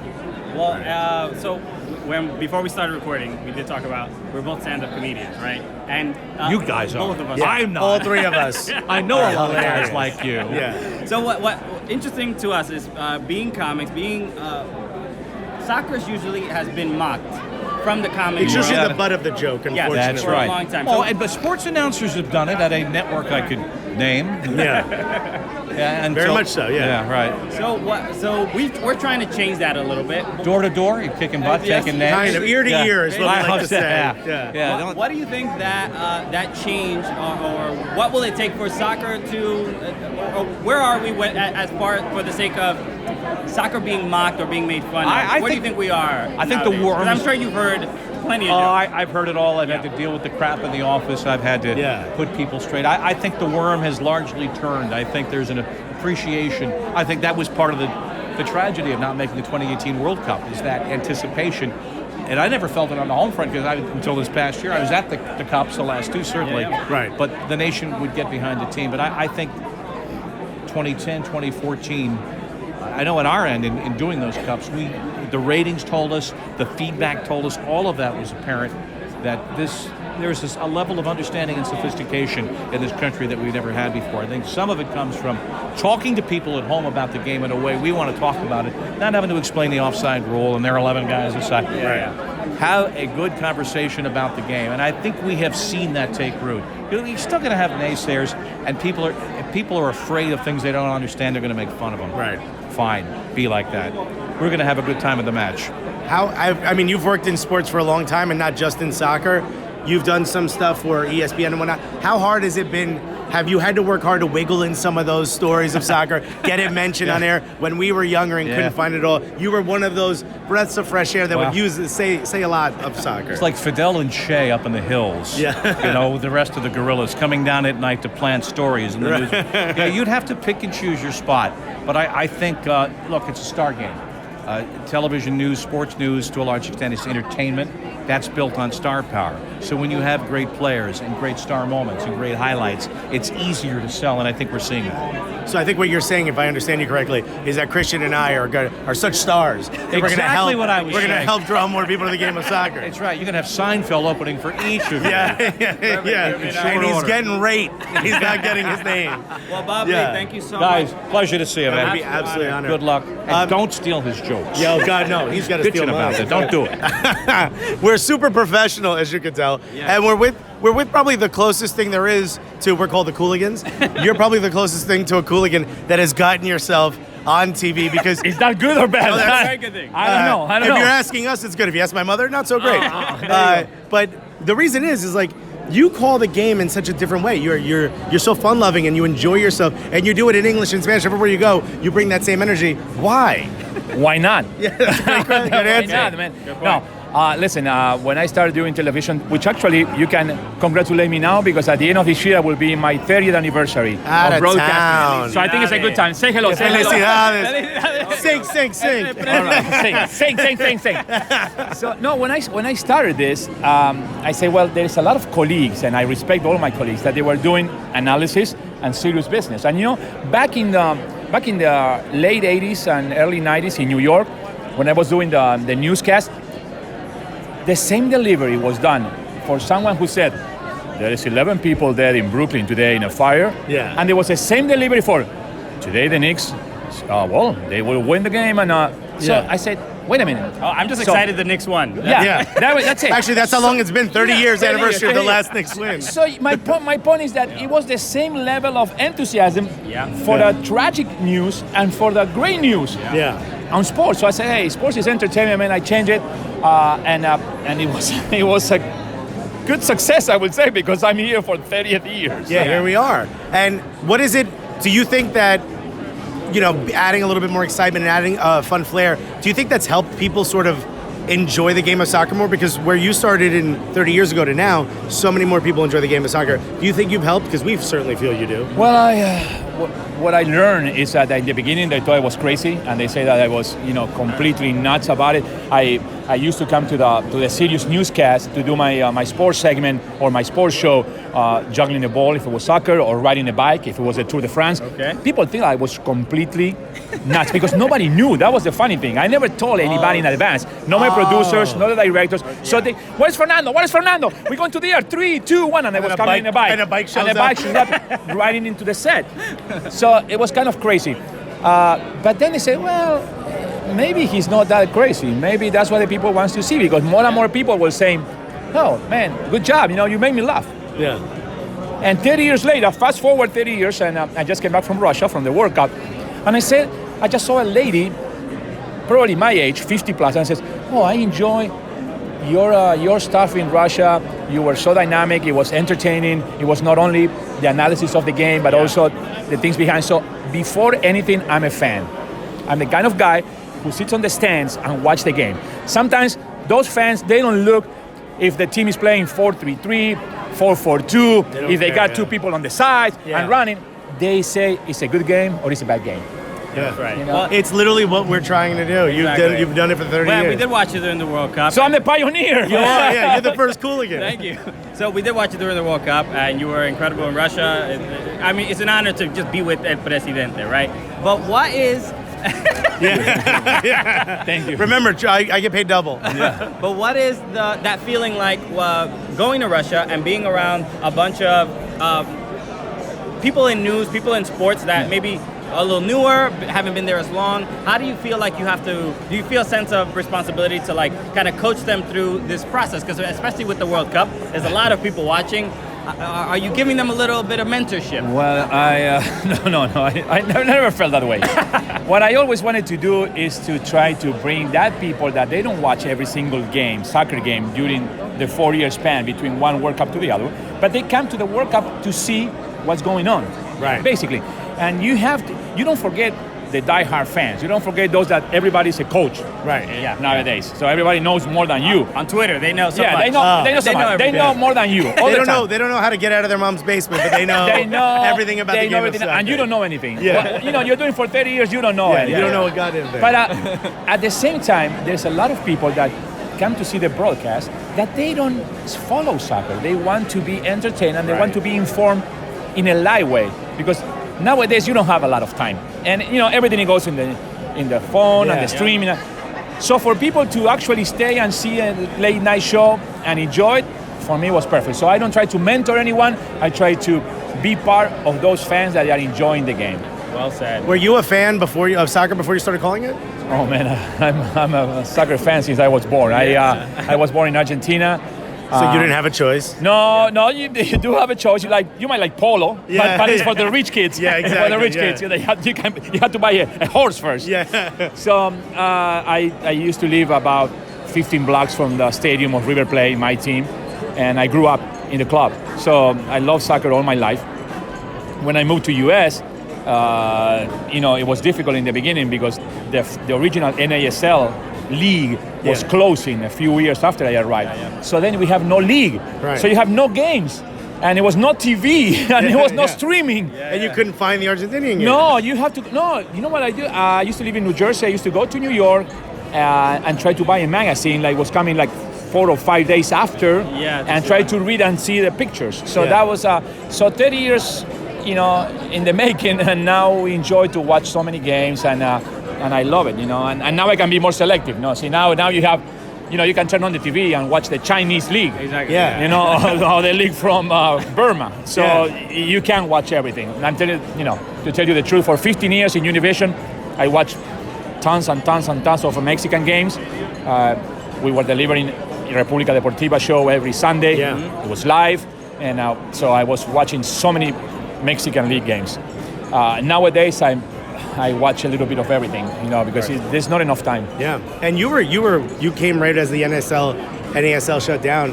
How do you think about how far MLS has come? Well, I mean, it's been incredible, right? I mean, Yeah. from NASL shutting down to only indoor soccer, Yeah, to MLS yeah. starting, almost failing, and then, seems like we're on the way up. How does it feel now seeing this? Well, it's fantastic. I've been supporting, I was supporting the soccer in the United States from day one.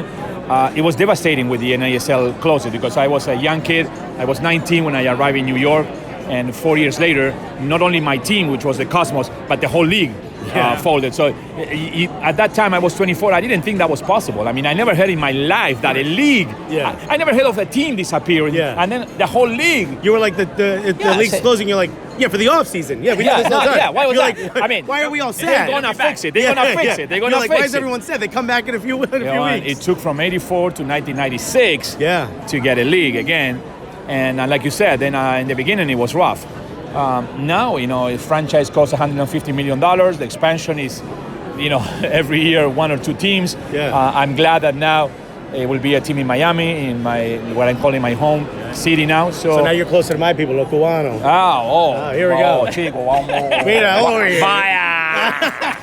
All right, that was almost too good. Vaya, los Cooligans, okay? Pero Los que Cooligans. haces? Now I want to hear Dominican accent. Yeah. You might hurt your tongue. No. Ay, papito. Tigre dominicano. Es de Cibao, es dominicano. Y mira, es de Cibao. Es de Cibao, Malebón. Comiendo, tomando una presidente. Morí soñando, dame uno. Sí, tomando la presidente y un poquito de... ¿Cómo es mofongo, no? ¿Cómo es? Mofongo, Que sepa. Ahí está. Ahora, mira. Dios. Ahí está. You get everything. You get impression. Yeah, you get it all from Fernando. Oh, boludo. Boludo, ¿qué haces? No me rompa las penas. Fue presidente. Muchas gracias. Fernando Fiore, an absolute honor. Thank Absolute you so much. honor. Thank you very much. Thank you. Wow, what great interviews. Look at that. How fun is that? Fernando Fiore doing a Cuban and a Dominican accent. He's better at it than us. Is my life right now. Wow. He is an absolute legend, dope dude. Bob Lee as well, another legend. He's soccer legends, both of them. Could you imagine when we started this podcast, one day Bob Lee would be like, of course I'd love to talk to you. I thought he would be like, of course, get these men away from me. Yeah, of course. I asked for an Aperol Spritz. Please get that phone out of my face. Very surprised Bob Lee didn't throw his drink in our face. Yeah. That was a bigger shock. It was amazing, man. Super cool. Thank you again for the fact that we were in, FC Dallas was a huge part of getting us into the U.S. Soccer Hall of Fame. When we were at the door, we're like, we know a guy. We know Dan Hunt. Let me in. My good friend Fernando Charles Dallas invited me. So FC for short. So it was a great experience, and I'm glad you guys got to hear those interviews and stuff like that. So we appreciate everyone who helped us get there. Again, Gully Squad, make sure you join soccercooligans.com/Gully Squad. Help us do more trips like that. And shout out to FC Dallas. Shout out to everyone listening to the show. That's always showing love. We appreciate it. FC Dallas was also the trip that inspired the Popoti. That's right. Yeah, which you can get on the Volley apparel as well. So, I mean, just go, lace yourself out on the Volley apparel. And shouts to FC Dallas for bringing us down there. Thank you for Gully Squad for making sure we get down there. You know what I mean? Because that Greyhound bus takes a hot minute. Okay. And just thank you for everyone that was a part of that. I mean, thanks again for doing the interviews with us. Fernando Fiore, Bob Lee, amazing. 2 amazing gentlemen and pillars of the soccer community here in the U.S. Yeah. We still can't believe it happened. It was super Crazy. Cool. And yes, this Saturday, 8 p.m. Don't forget. That's right, HQ. 8 p.m. Eastern Standard Time. Please download that app. Please say something nice in the comments. It literally will mean the world to me, because if not, I got to move in with Christian. Okay, and he's going to be sleeping on a doggy bed. Yeah. And I don't have a dog. I'll bring my own. So thanks again for listening. Thank you again for all the support. This is another fun episode in the books. Exciting. This Friday, we're going to be having another episode. That's right. You're getting double the episodes. So again, shout out to Gully Squad for that, making those second episods happen. But we're going to be joined by Atlanta United Fan TV and unrelegated ATL. So they're going to be in town from Atlanta. They're here for the Red Bull game. Red Bull game. They're going to swing by, come through, bless the Cooligans with their presence. So also, we got a little bit of space left in the studio. If a couple Gully Squad members want to come through. come through. It's midday. If you can make it to Madison Square Garden, we want you. You got to let us know that. You got to shoot us an email. Email soccercooligans@gmail.com. Yep. Let us know you want to be here for that. Again, midday, Midtown Friday. Come through. MSG. Come Yo. to MSG. It'll be dope. It might be a Zion party. Who knows? He might be in the audience. He might be here. Yo, let's just add his name to security just in case. Yeah, exactly. You You never know. A formality Yeah, at the very least. clearly. This is your house now. But we are gonna have an audience here, so if you guys are interested in coming through, that'd be super dope. So that is it. That is the end of the show. Thank you again for listening. My name is Christian Polanco, My name is Alexis Guerrero. and together, what are we? the Cooligans! What's up? It's the world champion, Judah Friedlander, and you're watching the Cooligans. Why? Because you're cool. This is what winners look like right here, man. I mean, you're looking at us. Right now with my legs, I just juggled the ball 80,000 times. You missed it. Yeah. He's been playing keepy uppy since I met him. Yep, look faster, guys. Go Team USA.